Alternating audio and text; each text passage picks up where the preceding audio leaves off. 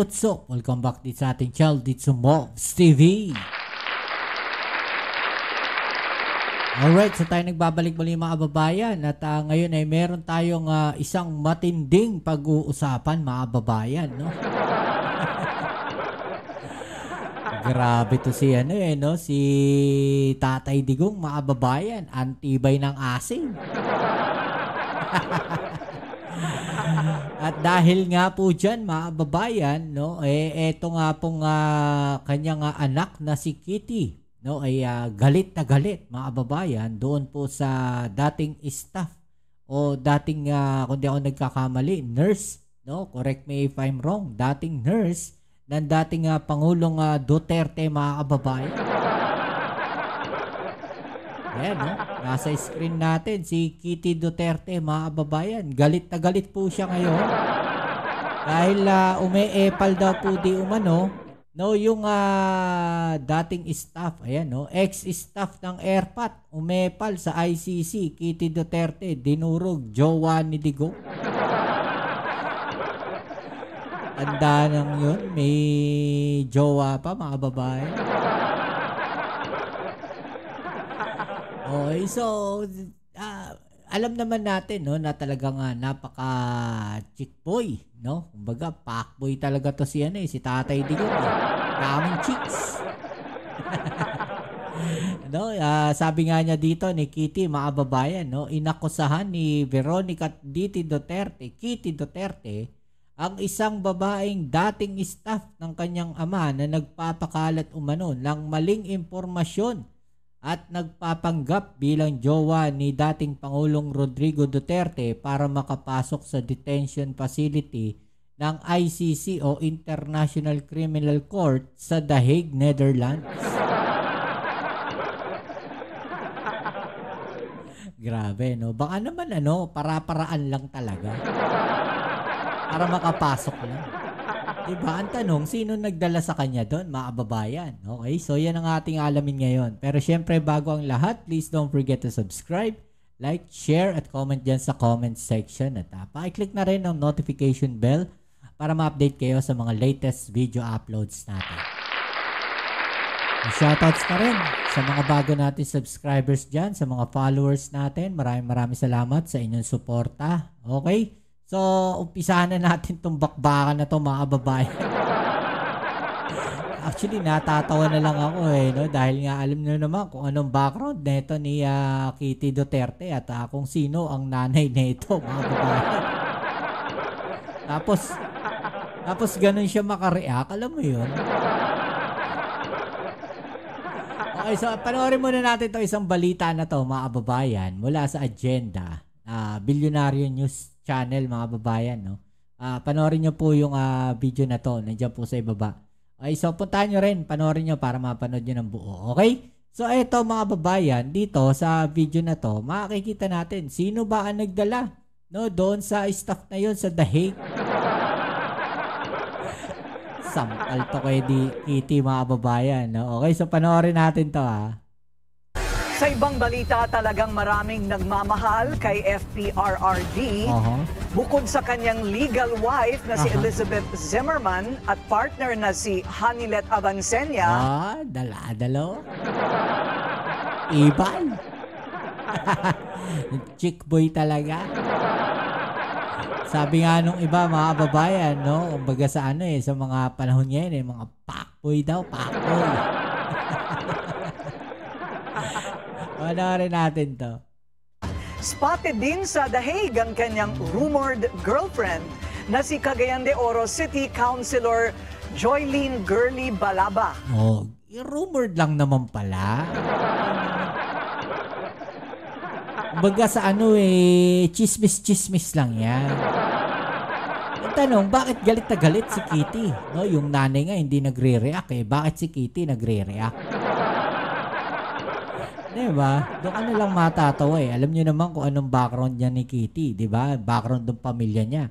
No, makikita natin ngayon mga babayan, no, na talagang napakarami, no, na baga issue, no, netong mga pamilya na etong pamilya na to, no, ng mga Duterte. May mga ganyang family issues sila. Well, marami namang huwag tayong magmalinis lahat, no? May mga ganyan talaga nangyayari. Pero tignan naman ninyo to, di ba? Mga nasa matataas na posisyon kayo ng gobyerno, tapos ganyan yung pamilya ninyo. Di ba?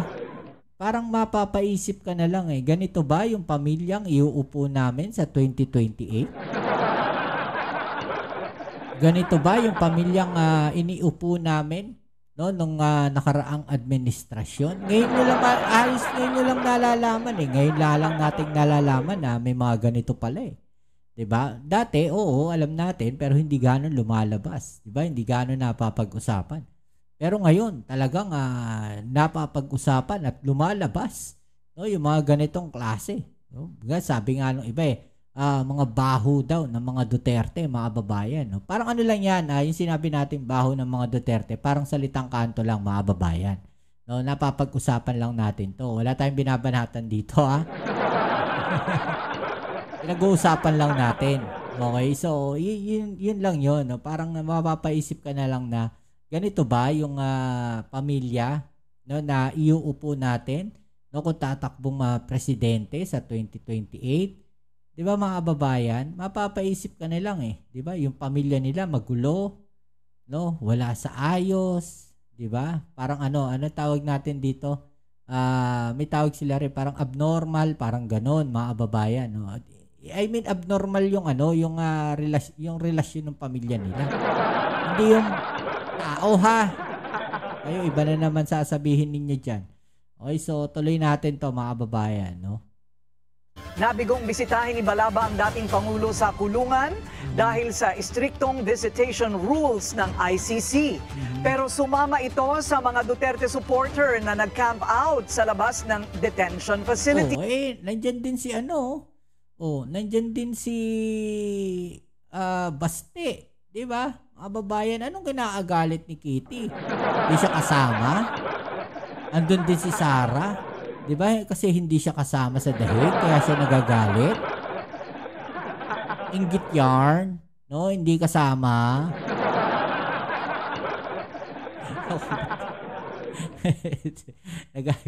Nagagalit si Kitty kasi hindi siya kasama doon sa dahig. Gusto niya ata pumunta sa dahig. Ayun naman. Dumali rin si Balaba sa birthday celebration ni VP Sara, kung saan na-meet niya si Zimmerman.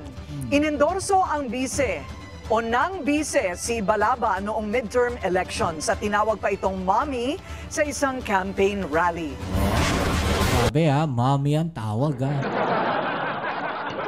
Kaya siguro galit na galit si Kitty, no? Tapos sila hindi nanalo, mga babayan. Yung baga inano sila ng mga tao sa kampanya nila. Ang kulit no. Ito, panoorin natin to. Tignan natin tong balita na to, mga babayan, no? Ito yung sabi ni Kitty Duterte. To this certain individual, no, sabi niya dito, I am telling you, if my mother has been tolerating your behavior, I will not. Di ba? We have totally different temperaments. Should you show that audacity again, come up to me. Why don't you come back to the Philippines so we can exchange words? You and I, without your backer, of course. Sino bang backer sinasabi niya rito, mga babayan? Si VP Sara Duterte? Yung backer ba na yon? So kinakalaban niya, no, ang kanyang ate na si Sara Duterte, ang Vice President Sara Duterte, ganun ba?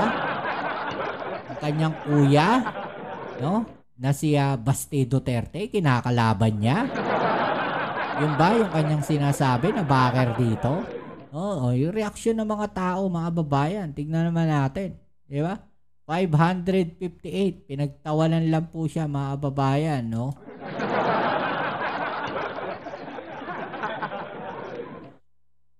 War against wives daw, mga babayan. So, what are you going to do, Kitty the Cat?